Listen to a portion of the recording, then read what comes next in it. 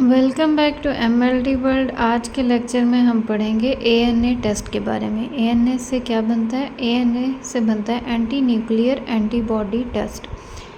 अब anti nuclear antibody test को हम क्वेश्चन आंसर के थ्रू अंडरस्टैंड करने की कोशिश करेंगे। सबसे पहले तो ये दिमाग में आता है या ये क्वेश्चन आता है कि एएनए टेस्ट है क्या है। जैसे कि मैंने बताया कि एएनए टेस्ट जो है वो एंटी न्यूक्लियर एंटीबॉडी टेस्ट है। अब ये टेस्ट ब्लड के अंदर किया जाता है ये चेक करने के लिए कि ब्लड के अंदर एंटी न्यूक्लियर एंटीबॉडीज़ मौजूद हैं या नहीं हैं। तो इस वजह से डॉक्टर जो है इस टेस्ट को रिकमेंड करते हैं। अब अगला क्वेश्चन ये आता है कि एंटीबॉडीज़ होती क्या हैं, क्योंकि हम बोल तो रहे हैं एंटी न्यूक्लियर एंटीबॉडीज़। तो एंटीबॉडीज़ क्या हैं, सबसे पहले ये समझना है। एंटीबॉडीज़ जो होती हैं प्रोटीन नेचर होती हैं, यानी कि इनका स्ट्रक्चर जो है वो प्रोटीन का होता है और ये हमारे इम्यून सिस्टम में बहुत ही इंपॉर्टेंट रोल प्ले करते हैं, क्योंकि हमारे इम्यून सिस्टम एंटीबॉडीज़ को बनाता है और जो कि बैक्टीरिया और वायरस और जितने भी फॉरेन पार्टिकल्स हैं उनके ख़िलाफ़ लड़ती हैं एंटीबॉडीज़। अब एंटीबॉडीज़ तो समझ आ गया, लेकिन एंटी न्यूक्लियर एंटीबॉडीज़ को हम एंटी न्यूक्लियर एंटीबॉडीज़ क्यों बोलते हैं और ये क्या करती हैं, नेक्स्ट क्वेश्चन ये हम समझेंगे। तो एंटी न्यूक्लियर एंटीबॉडीज़ जो हैं इसलिए हम इनको एंटी न्यूक्लियर एंटीबॉडीज़ बोलते हैं, क्योंकि ये सेल के न्यूक्लियस पे अटैक करती हैं। और वो कौन से सेल्स हैं जिनके न्यूक्लियस पे अटैक करती हैं? ये हमारी बॉडी के ही जो ऑर्गन्स होते हैं उन्हीं को अटैक करना शुरू कर देती हैं।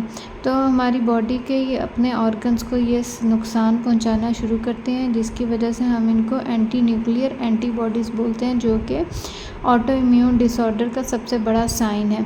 अब इधर से एक अगला पॉइंट ये समझने हैं कि ऑटो इम्यून डिसऑर्डर क्या होता है।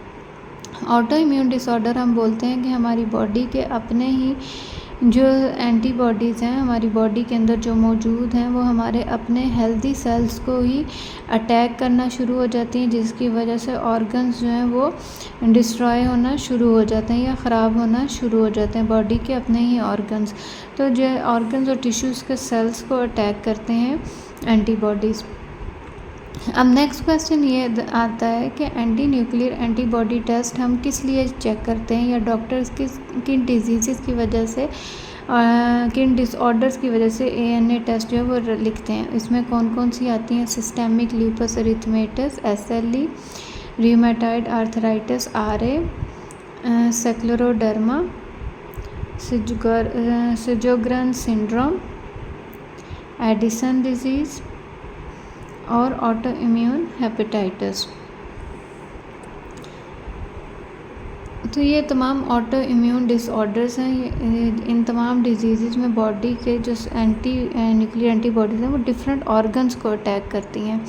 अब कौन से ऐसे सिम्टम्स होते हैं जिसमें डॉक्टर्स एएनए टेस्ट लिखते हैं? उसमें है फीवर, बुखार, फटीग, थकावट हो जाना, रैशेस, ब्लिस्टर्स और स्किन कलर चेंज हो जाना।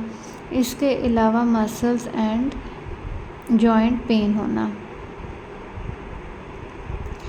अब नेक्स्ट क्वेश्चन जो हमें समझना है वो ये है कि इसके टेस्ट के लिए हमें कौन सा सैंपल चाहिए होता है।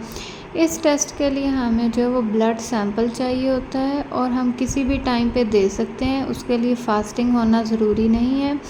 क्लॉट एक्टिवेटर रेड कलर या येलो कैप ट्यूब में जो है सैंपल को कलेक्ट किया जाता है और उसके बाद लैब में सीरम सेंट्रीफ्यूज करके उस सैंपल को सीरम सेपरेट करके सीरम से इस टेस्ट को परफॉर्म किया जाता है।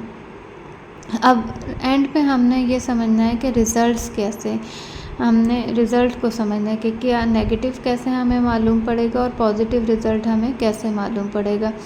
नेगेटिव रिज़ल्ट जो है उसका अगर तो 1:40 से लेस देन वैल्यू है तो इसका मतलब वह नेगेटिव है, यानी कि एंटी न्यूक्लियर एंटीबॉडीज़ जो हैं वो ब्लड के अंदर मौजूद नहीं हैं। लेकिन अगर पॉजिटिव होगा तो उसका रिज़ल्ट क्या होगा? पॉजिटिव रिज़ल्ट तब होगा अगर जो है 1:40 से अबव वैल्यू आ रही होगी, तो इसका मतलब है कि रिज़ल्ट जो है वो पॉजिटिव है। और जब पॉजिटिव रिज़ल्ट होगा तो इसका मतलब यही होगा कि बॉडी के अंदर एंटी न्यूक्लियर एंटीबॉडीज़ मौजूद हैं और फिर सिम्टम्स की बेस पे डॉक्टर डिसाइड करेंगे कि कौन सी type of auto immune disorder है। तो आई होप कि आपको लेक्चर समझ आ गया होगा, ANA टेस्ट के बारे में बेसिक इन्फॉर्मेशन भी समझ आ गई होगी। फिर मिलेंगे एक नई वीडियो के साथ। Thank you so much.